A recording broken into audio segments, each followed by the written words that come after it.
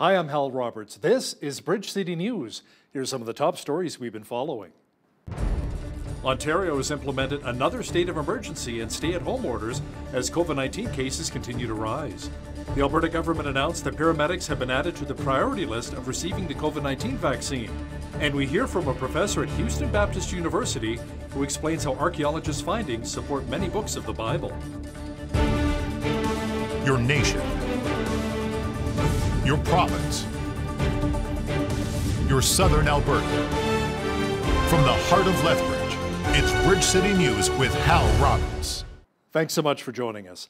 The federal government has reached a deal with Pfizer to purchase an extra 20 million doses of its COVID-19 vaccine.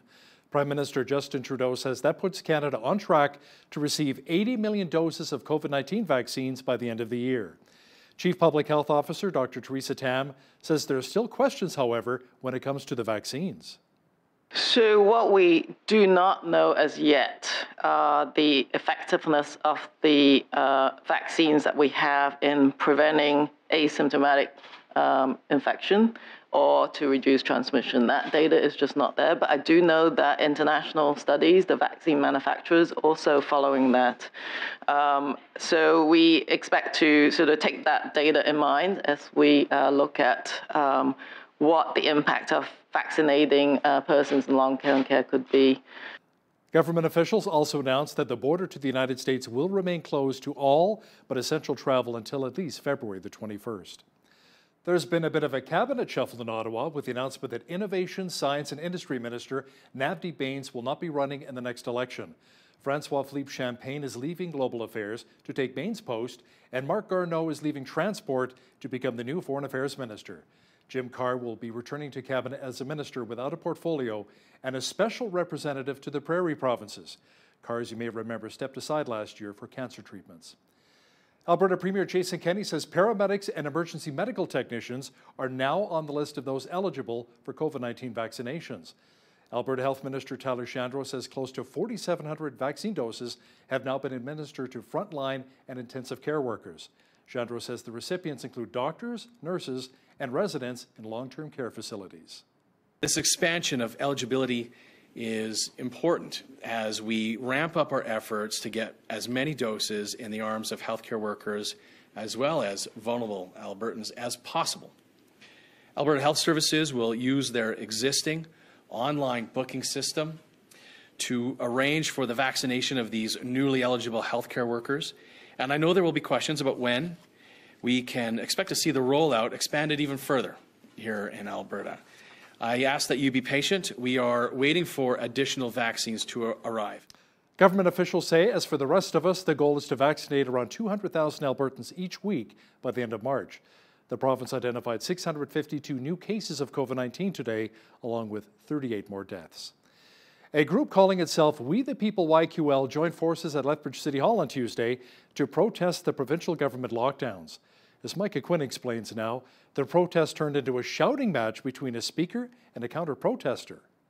Paul Hinman is the interim leader of the Wildrose Independence Party, and he says that COVID-19 is destroying people's lives. The intrusion on people's individuals' lives, the fact that they can't go to church, that the kids can't go to school, they can't play in the playgrounds with their friends, they can't participate in sports. There's just so many personal freedoms that have been taken away by this municipal, the provincial and federal governments. We need to have that awareness, and people don't realize the lives that are being destroyed and the long interim pact and the fact that these children, are having to wear masks in school. Artur Pawlowski is a street preacher for Street Church Calgary, and as he was speaking, a counter-protester arrived to voice their displeasure with him, calling him a homophobe. Pawlowski has faced fines before for holding gatherings, and he has been accused of being homophobic and Islamophobic. I don't hate her. I'm saddened by this young woman that she doesn't understand the concept of I am a free man and I should remain free to express my views. She doesn't have to live with me, I'm not marrying her. I have a wife. So what's the big deal? Why is this a problem? It's beyond me. We're here for freedom and freedom of speech, so they're allowed to express their views, but also I am, and I should be allowed to express my views on certain lifestyles. As a pastor, as a Christian, I do disagree with the homosexuality. It's very clear in the Bible, it's an abomination, but I do not hate anyone. The counter-protester says that she was called out by Pawlowski a little after she arrived. Someone else was on the stage when I got here, but then they called him up and introduced him, and he looked directly at me and I believe pointed at me a couple of times and said some things. I was kind of jarred by it, but I came here for a reason, and I came here to, protest him being here, so I stayed. For Bridge City News, I'm Micah Quinn. Now, as a follow-up to the story, Lethbridge police are now investigating the anti-COVID restrictions rally at City Hall and say charges may be pending. On Monday, Bridge City News interviewed a local business owner who made it no secret he was going to open his tattoo parlor despite government restrictions to remain closed until at least January 21st. He's now been fined for contravening the public health order, and he's not happy about it. I was given a court date for January 22nd, which I will remand it just to find proper legal counsel. And they after that, they issued a warning, a very stern warning, was that they would indefinitely strip us of our business license. So, I mean, this is a community that I work in, and I've been here, me and my family have been here for 11 years, and we've supported it. We've done fundraisers, donations up to $150,000 over the last 11 years, and now we're being told we might, be shut down indefinitely. And because we're just trying to survive. I mean, that's the thanks we're getting. And we're not being dirty, and people are telling us we're being selfish, and we're just wanting to, we're just going to cause the spread of COVID. I get it if that was the case, but when we have no cases, and nor does any other tattoo parlor in all of Alberta, that's a hard one to swallow. That's a hard pill to take down. Alberta Health Services say police will continue to monitor local businesses for any violations of current health protocols during the COVID-19 pandemic. The City of Lethbridge has been working diligently over the past few years to address the issue of missing and murdered Indigenous women in our community. The work being done as part of a national inquiry which was launched by the federal government back in 2015. The Reconciliation Advisory asked for and received $435,000 from City Council over the next 3 years to address concrete barriers these women face.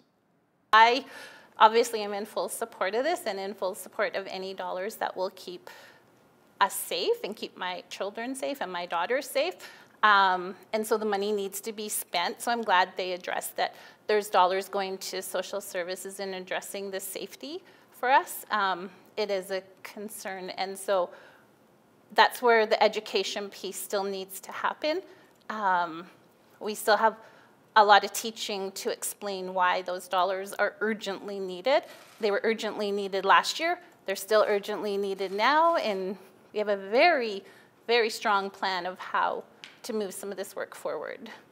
The proposal, which requests more than $107,000 this year, will include community partnerships. Skip the dishes. Many Canadians have been using the service, especially during the COVID-19 pandemic. Now, did you know the service charges restaurant owners up to 30% for an order? Many times that leaves struggling restaurant owners with very little profit. A motion proposed today, led by Councillor Rob Miyashiro, is asking Lethbridge Mayor Chris Spearman to chat with Premier Jason Kenney about not allowing these delivery companies to charge more than 15%. We need to do whatever we can to help our community during COVID, and I think people need to understand that. Our level of government is the closest to the people, and our level of government needs to do what we need to do. So whether it's advocacy, whether it's fee reduction, whether it's property tax reduction, whether it's helping people with their rent, whatever we can do, we need to do. And I think the restaurant industry hasn't been great about advocating for themselves for this either. And really they haven't. I mean, I'm glad that I've had discussion with people in that industry, but I think now people need to know. And Councillor Kaufman said today, yeah, what about the people that are delivering for some of those services? Yeah, you know what, that's an unintended consequence, and I don't want ill will on them at all. But if they can still keep their job and the big corporation not making as much money, that's a good thing. Back in December, Calgary City Councillors voted to support capping food delivery fees and apps on Skip the Dishes and DoorDash. A cougar warning has been issued for the town of Banff after a big cat approached a dog walker. Officials are advising residents and visitors to stay in groups when possible and to remain alert, especially around dawn and dusk when wildlife is most active. The warning suggests cyclists and joggers travel slowly and to not wear earbuds. Officials also suggest making loud noise to alert a cougar of your presence, carrying bear spray, and keeping dogs on a leash at all times when in the national park. An Ontario truck driver charged in the death of an Indigenous woman in Edmonton nearly a decade ago has pleaded not guilty. 52-year-old Bradley David Barton entered the plea at the start of the jury trial in the death of Sidney Gladue in 2011. The 36-year-old Métis and Cree woman was found dead in a bathtub of the Yellowhead Inn after she was seen drinking with Barton. The judge warned that evidence during what is expected to be a 34-day trial will be graphic and unsettling. BC's top doctor is defending a plan to give second doses of COVID-19 vaccines 35 days after the first shot. The plan was criticized as it is outside of the recommended 28 days, but Henry says the World Health Organization approved a 42-day cap. Between the first dose with 2 weeks after the first dose. So that gives the body's immune system time to develop the antibodies and the cell immunity that they need. The vaccine effectiveness, so the protection from the vaccine at 2 weeks after the first dose, was 92.6% for the Pfizer vaccine and 92.1% for the Moderna vaccine. That is, quite frankly, amazing from a public health perspective, looking at an immunization program. What we're learning is that this short-term protection is achieved rapidly and is very high. More than 70 healthcare workers in Manitoba have tested positive for COVID-19 between December 27th and January 2nd. The latest information from the province says more than 57% of those positive results were in allied health and support staff, followed by nurses at around 29%. 4% of coronavirus cases were associated with physicians or physicians in training, and 2% were first responders. Over 7% of infections among healthcare workers have not been identified. Meanwhile, in Saskatchewan, government officials there announced today that their restrictions or public health order has been extended until January the 29th. Saskatchewan reported 248 new cases of COVID-19 on Tuesday. There are 3,752 active cases of the virus in the province. Fortunately, around 14,500 people have also recovered.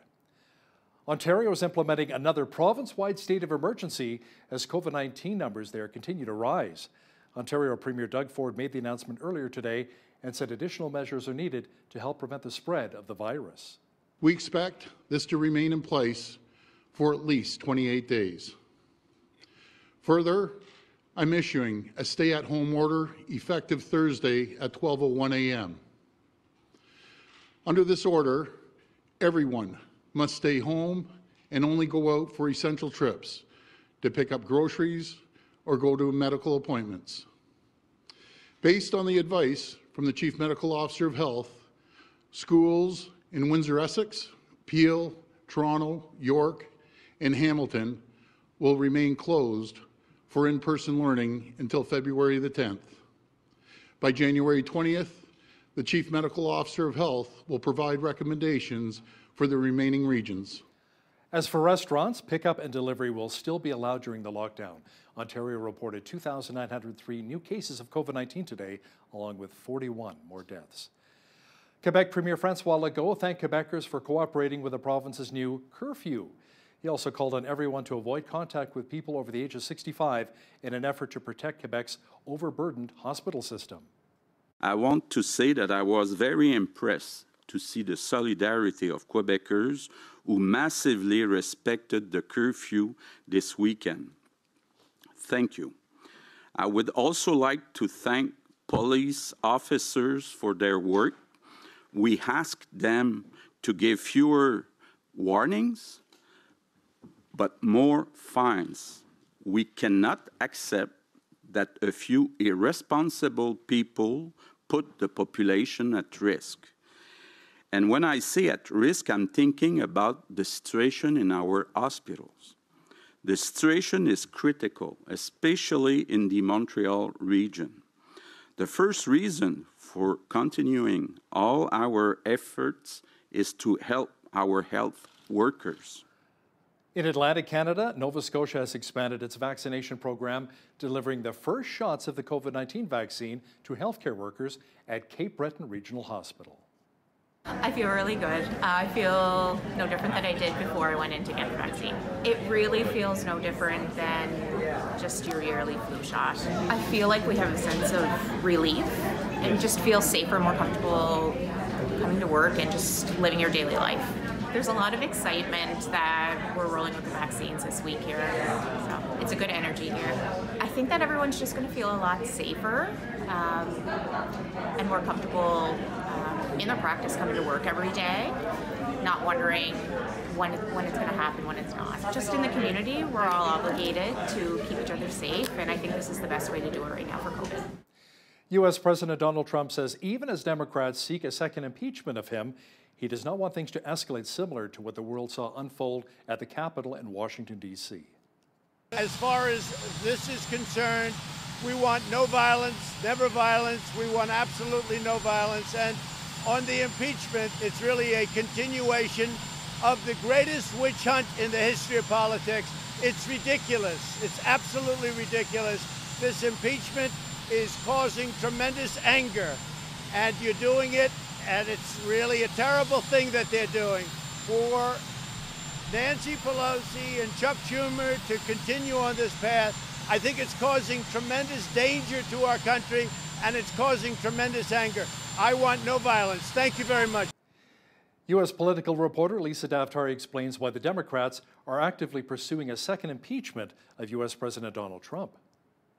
Once a president is impeached, they no longer get their salary for life. They are not guaranteed the security for life. And more importantly, in the case of Donald Trump, he can no longer run for office again, which we're looking at 2024, where many people believe that Donald Trump, because of this outpour of love and support that he has from his followers, would attempt to run for office yet again. So Nancy Pelosi and the rest of the Democrats want to make sure that that never happens. Lisa will also discuss how much of the U.S. is on edge right now as the voices of those who support Donald Trump are being suppressed. That's coming up right after business news.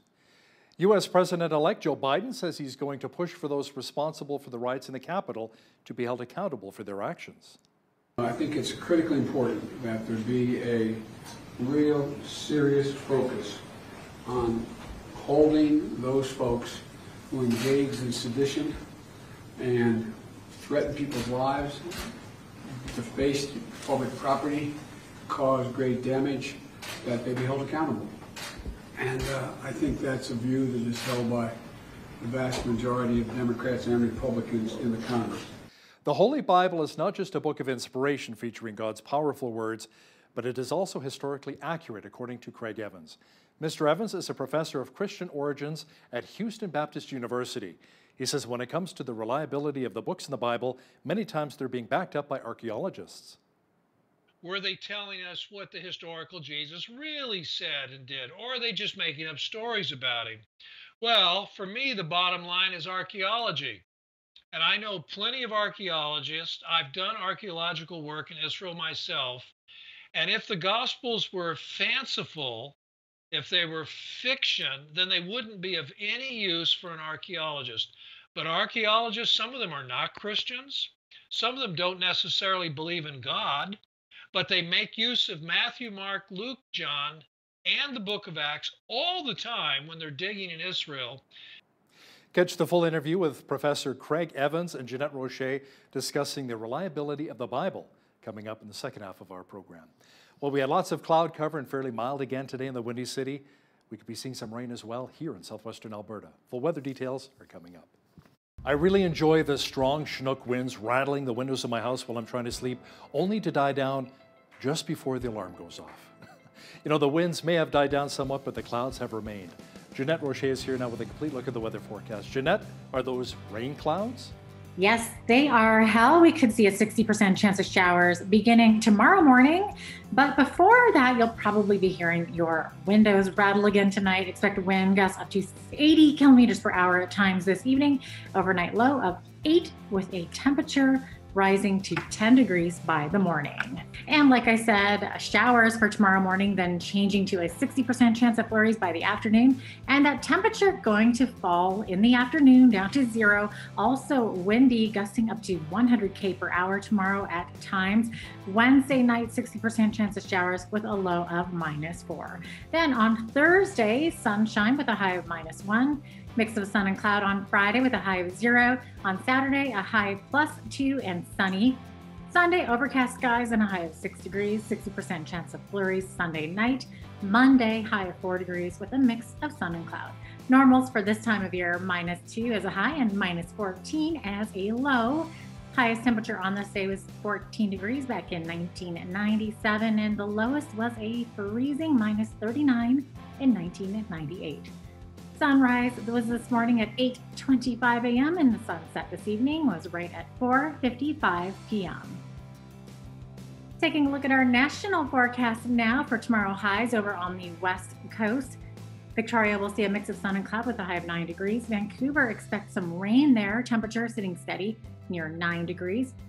In Edmonton, risk of freezing rain in the morning, then periods of snow. 2 to 4 centimeters is expected, and wind gusts up to 70 km/h. High of 3, but temperature falling to 0 in the afternoon. In Calgary, a high of 5 and a 60% chance of showers in the morning, turning to flurries later on in the day. Wind gusts up to 70 km/h.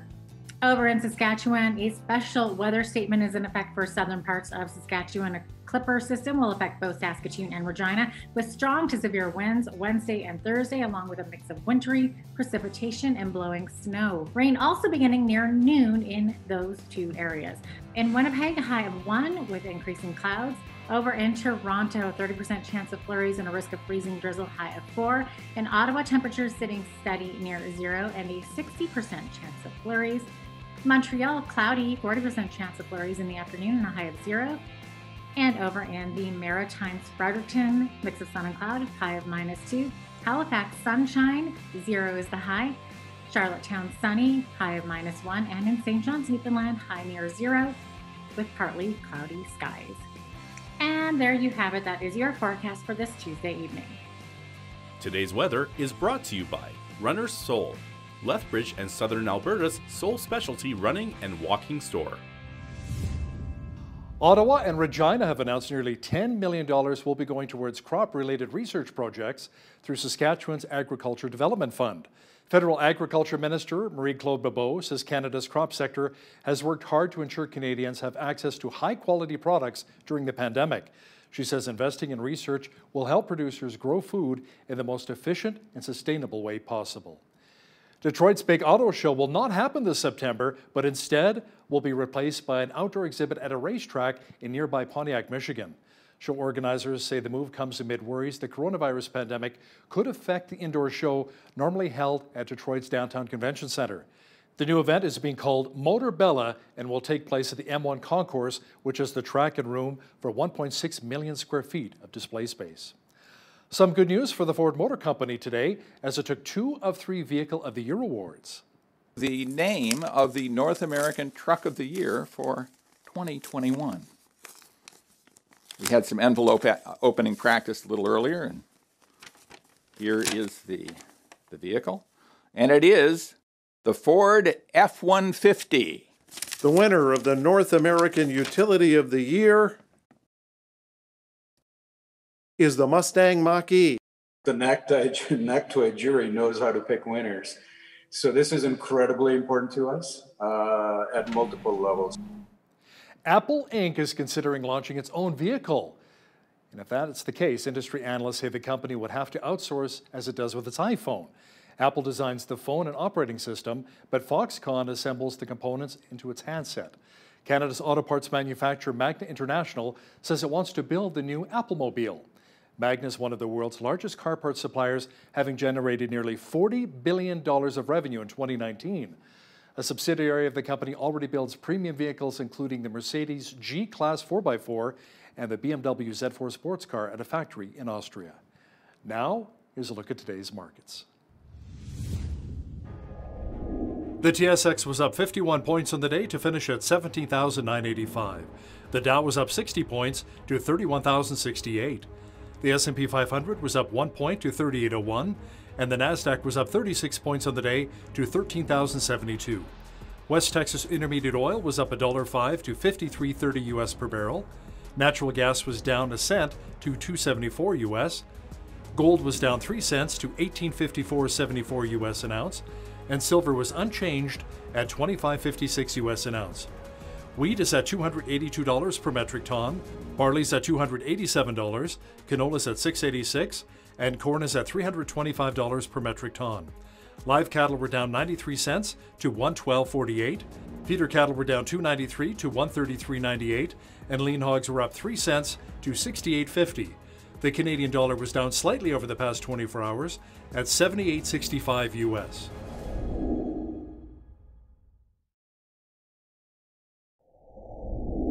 Recapping one of our top stories this hour, the federal government has reached a deal with Pfizer to purchase an extra 20 million doses of its COVID-19 vaccine.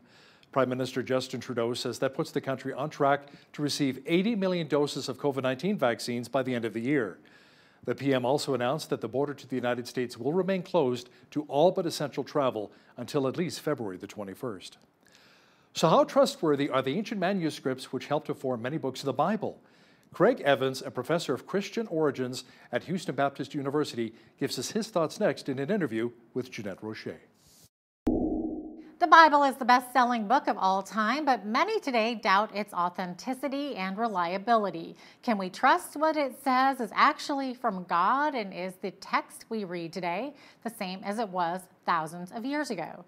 Joining us today to discuss this further is Dr. Craig Evans, a distinguished professor of Christian origin at Houston Baptist University and author of Jesus and the Manuscripts, What We Can Learn from the Oldest Texts. He joins me via Skype from Houston. Hello, Dr. Evans. Thanks for joining me today. Oh, you're very welcome. Good to be with you. Now, Dr. Evans, how reliable are the ancient manuscripts, and can we trust the authenticity of the New Testament? Well, you know, they're very reliable, and I say that because it isn't a faith statement, or it isn't a preference or a wish. It's because we have a huge amount of evidence. We have hundreds of very old manuscripts that get very close to the time when the original writings were written.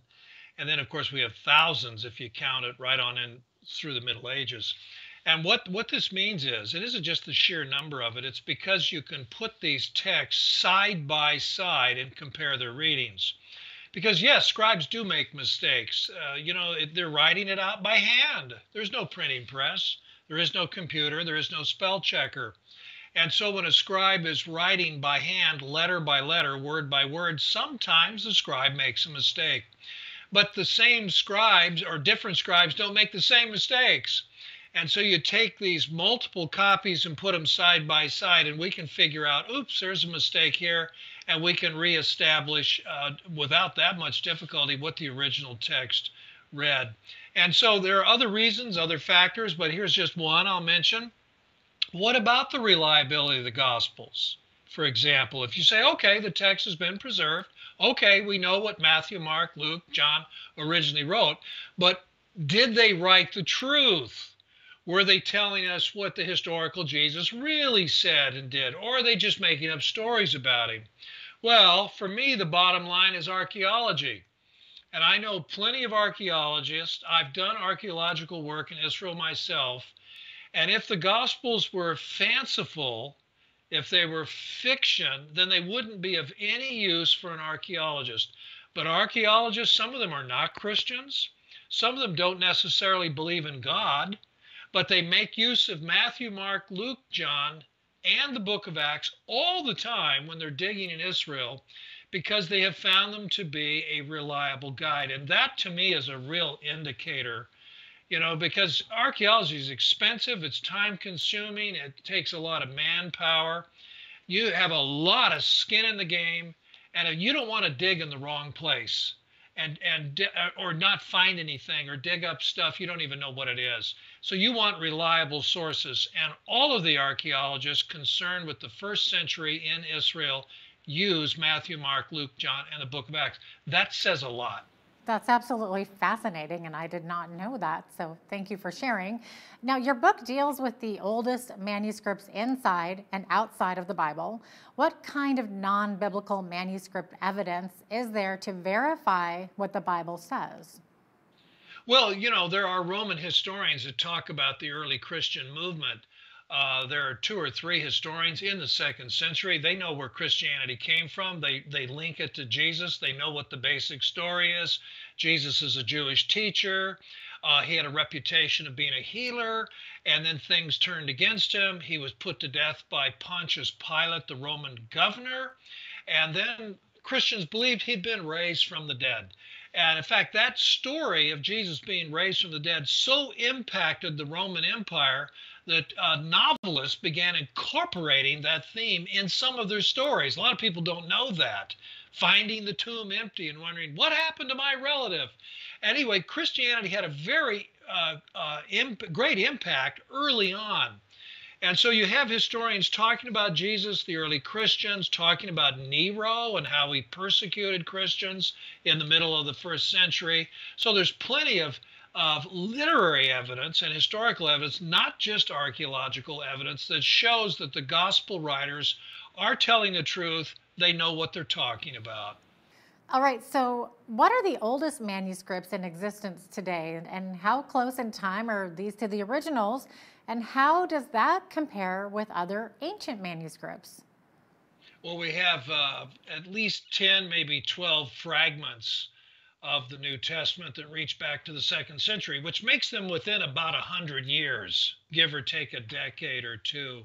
That's a very early attestation. There are very few manuscripts from antiquity where we have copies that close to when the originals were written. But the other thing is, if you get about 150 to 200 years from the New Testament, you have the whole thing. And we have multitude copies. I mentioned that earlier. That's where we can compare them and we can confirm that, yep, we have the text. But, you know, you compare that to other writings, Tacitus, Herodias, some of these great historians from the past, well, never mind Plato and Aristotle, and it might be 1,000 years or 8 or 9 centuries from the time they wrote to our oldest manuscript that we have. And we might only have 5 or 6 manuscripts, maybe 10, whereas we have hundreds of very old ones for the New Testament and thousands that predate the printing press. So the New Testament record compares very favorably to the classical record. Right. Now, you refer to the oldest witnesses to the life of Jesus. What are these, and are they trustworthy? Well, the oldest witnesses to Jesus are the 1st century Gospels. These are the only Gospels we have from the 1st century. Nothing else is turned up that's that old. So we have Matthew, Mark, Luke, John. And the church, I think, was very wise to say, let's go with the oldest ones. These were written when eyewitnesses were still living, when some of the apostles were still living. Yes, there were other Gospels written in the 2nd century. My book talks about them, like the Gospel of Thomas or the Gospel of Peter or the Gospel of Mary. And they're interesting writings, and they should be taken seriously and studied, but they're from a later time, and they do different things. Their purpose for being written was very different. To have Jesus teach new ideas, mysterious teachings, and so on, like Gnosticism and that kind of thing. And so I think the evidence is pretty clear. Now, by the way, the Gospel of Peter is interested in trying to defend the resurrection way beyond what the 1st century Gospels do. So everybody's at the tomb. Everybody sees the stone rolled aside and Jesus emerge. I mean, it's quite a story, but that's in the 2nd century. And what I like about that, it shows how sober and restrained the earlier Gospels, the canonical Gospels, are. They aren't telling fanciful stories. You don't have Jesus described who's real tall and his head reaches all the way to the clouds. You have a very sober, restrained telling, which I think is historical, and it reflects what actually happened compared to later fictional accounts that are told for dramatic effect. Interesting. Now, you mentioned the Gospel of Peter. Now, can you tell us a bit about this so-called fifth gospel, the Gospel of Peter? Why is it called the Cross Gospel, and why wasn't it included? Well, yeah, I'm really glad it wasn't included. Can you imagine trying to argue in its defense? I just referred to it. It's the one where Jesus' head is real tall, but they call it the cross gospel because when Jesus is helped out of the tomb by two real tall angels, or what I call the NBA dream team, when they come out of the tomb, the cross comes out following Jesus. The cross. What was it doing in the tomb with him? And this reflects a fanciful 2nd century tradition. It has nothing to do with history, but it had to do with the tradition that developed in the 2nd century that wherever Jesus goes, his cross goes with him. And by the way, in the Gospel of Peter, the heavenly voice speaks and says, "Have you preached to those who are dead or to them that sleep?" Jesus doesn't answer the question, the cross does. The cross says yes, and so the cross can not only walk, it can talk. Well, that's the stuff of fiction, and that's why I think it's important. That's what fictional stuff sounds like, in contrast to the earlier, more sober and restrained accounts that we have in the New Testament. So why do you think it wasn't included? Well, for one thing, it was written much later. The Gospel of Peter with the walking, talking cross probably wasn't written until about 140 AD. And so Matthew, Mark, Luke, and John were already circulating and well-known and had been regarded for a generation or more as authoritative.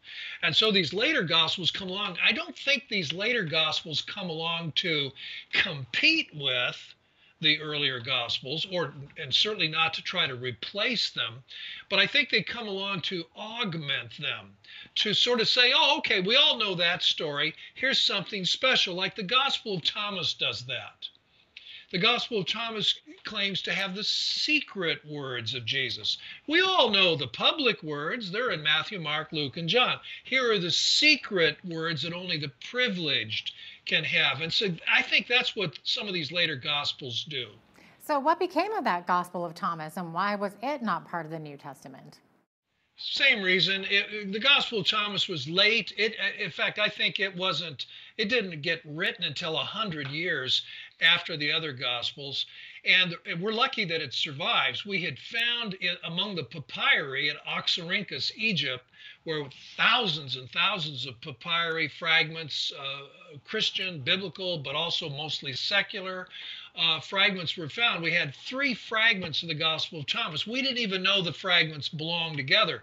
But after World War II, in the Coptic language, the Egyptian language using the Greek alphabet, we actually found some books, and Thomas Complete was in it in Coptic translation. These books were prestige items. They were usually put in graves, and that's why they were so well preserved. They were protected. They were buried. They were in a cave or whatever. The Gospel of Judas came from a cave, a burial cave, and that's why we were able to find them later. But I don't think they were ever written with the idea of being in the Bible. Interesting. Now, every so often we hear about scholars suggesting that there's evidence that Jesus was married.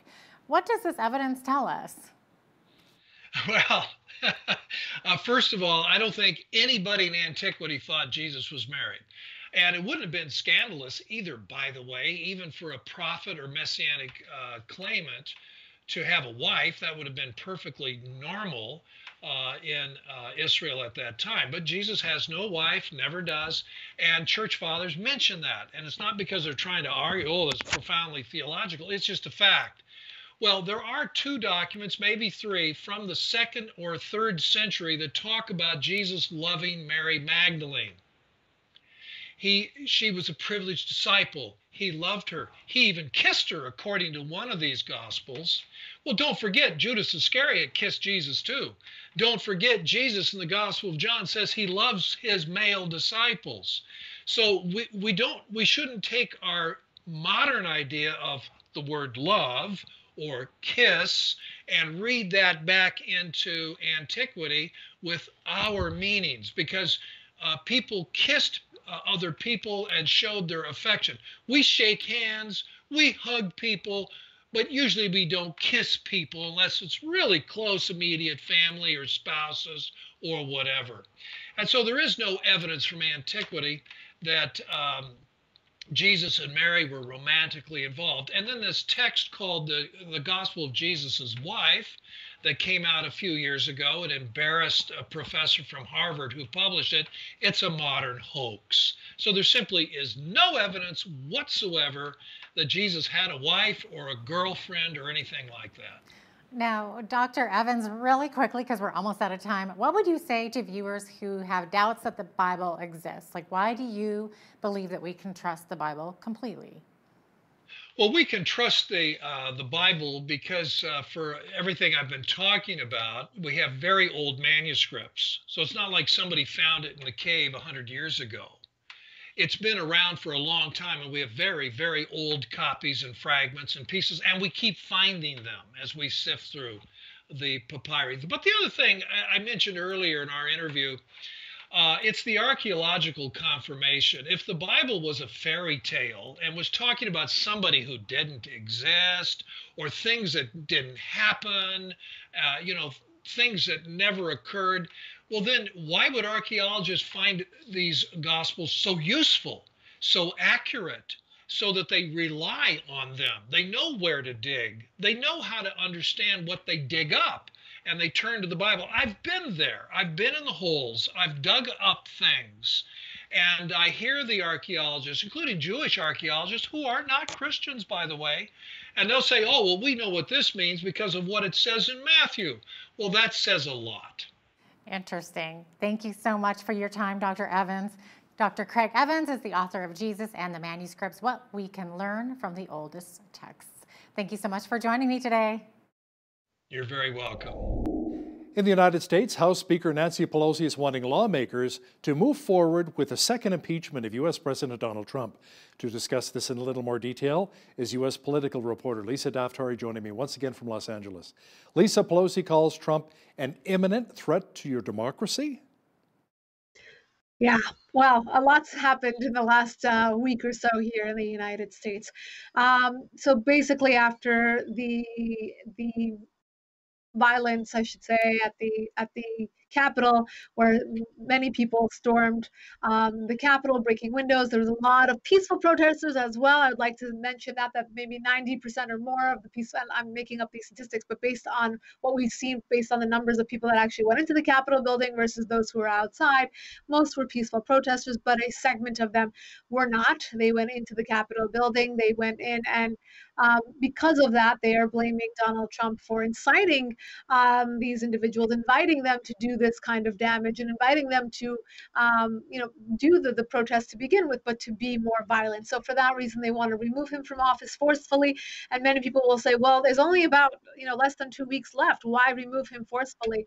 Well, that's because once a president is impeached, they no longer get their salary for life. They are not guaranteed the security for life. And more importantly, in the case of Donald Trump, he can no longer run for office again, which we're looking at 2024, where many people believe that Donald Trump, because of this outpour of love and support that he has from his followers, would attempt to run for office yet again. So Nancy Pelosi and the rest of the Democrats want to make sure that that never happens. Now, the Department of Justice has said that charges have been laid against 2 more men following last week's siege of the Capitol by supporters of U.S. President Donald Trump. One of the men was allegedly carrying plastic restraints, Lisa. Yes, look, there's a lot of stories coming out. These are individuals who planted bombs, individuals who were carrying, obviously, weapons. More important, I think the striking story for me was that the bombs that were planted by the DNC and RNC, both. These are awful, awful stories. These are unhinged individuals who went to the White House, to Washington, to the Capitol. My bottom line is this, Hal. Here in the United States, it could be felt around the world. The political tensions are so high, emotions are so high. You don't see an unbiased voice in the media anymore. You don't see politicians doing their job the right way anymore with a clear mind. everyone's emotional, and to really be reporting on these stories, I feel like it's a soap opera. It's not fun. It's sad. It's sad more than anything else. I say that as a journalist. I say that as somebody who has immigrant parents who came here with a dream and passed along that dream to myself, and now I speak as someone who's a mother, looking at what we've created, and how many generations it's going to take to correct. Will we ever correct this? Will we ever go back to being people of the Constitution? I mean, this is really, we've ripped apart every law of the land. And I'd like to say this, look, for what it's worth, the Republicans as a party have apologized. They've called out this violence. They've condemned it time and again in the first hour of this all happening. So I think that the normal people in this country, they are still in the majority, and the fringes are doing the speaking, whether it's the BLM protests and burning down businesses, or here what we saw at the Capitol.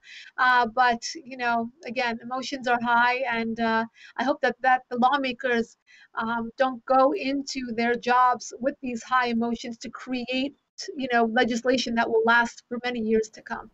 Now, President Trump has ordered flags to fly at half-mast in honor of the Capitol Police officer who died during the rioting in Washington, D.C. recently, and another who died just a few days later, Lisa.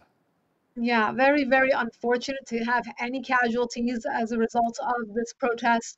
The young girl that was shot in the neck, who's from San Diego, that was an awful story. She's, a vet. She's somebody who served her country, and loved her president, and extremely zealous and extremely passionate about her beliefs, and went to Washington for probably a different cause than what ended up happening.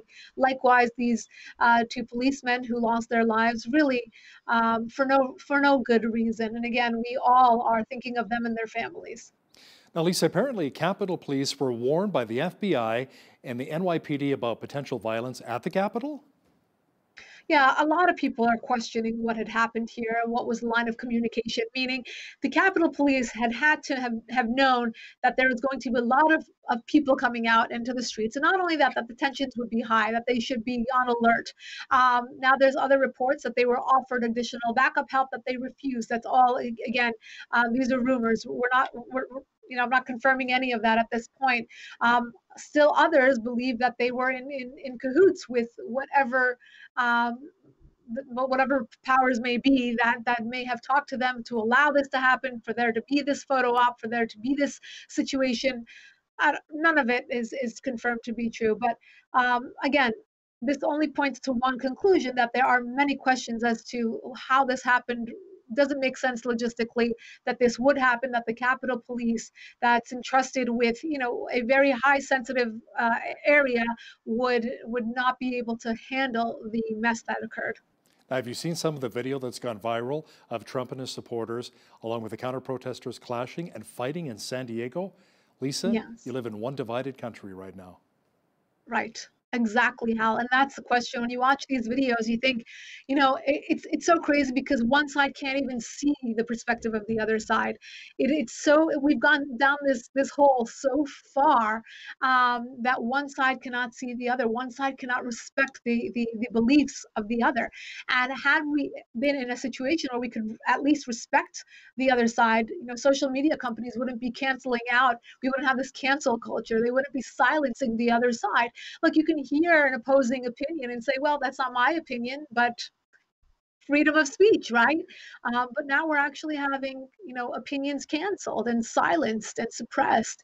Very, very, very dangerous times. It's funny you should bring that up. One of the hosting platforms that hosts a lot of our videos, actually, we were flagged, and some of our videos were deleted as well because it didn't fall in with the mainstream media, because we're not mainstream media, as you're well aware.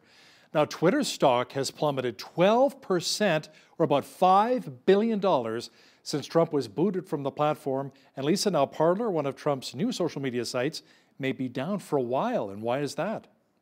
Yeah, all of these sites that are basically housing conservative opinion are going to be taken down. Parler obviously was supposed to be an alternative to Twitter to allow conservatives to freely express their opinions on a platform that wouldn't correct or take down videos, like you said in your case, and when they don't agree with them. I know ever since the election took place, or when Hunter Biden's laptop story came up, that's when they started correcting and putting these little asterisks and putting like little disclaimers under videos and under posts. Again, their stocks plummeted. Well, they're going to plummet more than this, because what the left needs to understand, and the mainstream media is really leading this charge along with Nancy Pelosi and others in leadership. What they need to understand is they may not agree with Trump supporters. They may, believe that Biden won by a landslide. They may believe all of this, but what they cannot deny is that 75 million people voted for President Trump. And to deny that that population exists is to leave a huge and dangerous blind side for themselves as they go forward. It's like a pressure cooker. It's going to implode at some point if these individuals, 75 million people who believed a different way or believe that a different candidate should have been in office, and now believe that their vote or their voices are being suppressed, more importantly, there will be some action to allow them to get their opinions out, get their frustrations out. They are also filled with emotion, just like the other side. And if these two sides can't see eye to eye, that's where we see the danger down the road. And I guess with Parler, the conservative version of Twitter, and the reason why they're struggling right now is specifically because Amazon and Google has really pulled their support from their platform. Canceled. Lisa, it appears as though big tech, like you just said, in North America, are censoring people. Why do they not censor foreign authoritarian regimes instead of censoring us here in North America? That's the first thing I tweeted. I said, I've been saying this for years, that Ali Khamenei, the supreme leader of the Iranian regime, has been calling death to America, death to Israel for years, using the platform to threaten us. And they still maintain their pages and their platforms on Facebook, on Twitter. It's ridiculous is what it is. You have, child pornography, you have, the Chinese, you have the North Koreans, you have the Venezuelans, you have the Iranian regime, you have terrorists, actual ISIS members on these platforms, but yet Donald Trump is too violent to have a platform. Look, I think a lot of Americans are catching on to the hypocrisy. I know that there will be some backlash. There already is. You mentioned Parler. I should mention that Parler just filed a lawsuit against Amazon for taking them down. This was hours ago. So there will be backlash. There will be a counter movement to all of this. It's not going to go away. The left needs to understand that. You can't just wish this away. You can't just silence people and hope that they go away. I think the momentum will build, and the right will want to at least get their message across, or their communications back on track. Lisa, a report from the Times of Israel says Iran will expel UN nuclear inspectors next month unless the United States lifts its sanctions on the country. The Islamic Republic of Iran wants them lifted no later than February 21st. Now, will it happen with the new Biden administration moving into the White House? It says a lot when our enemies are giving Biden a 1 month deadline from when he comes into office, removing the sanctions and making the deal normalized again between the Iranian regime and the United States. Look, it's going to be very difficult for Joe Biden to go back to the Iran deal as he said he would. I know those around him, many of the Democrat lawmakers are also pushing for an unconditional snapback to go back to the Iran nuclear deal. But it's going to be very difficult. These are no longer Obama times. When you have the Iranian regime chest thumping and actually declaring that they're going to 20% uranium enrichment, it's going to be very difficult to close our eyes and just jump back into the deal wholeheartedly. Now, that being said, the optics didn't look too good when Obama jumped into that deal.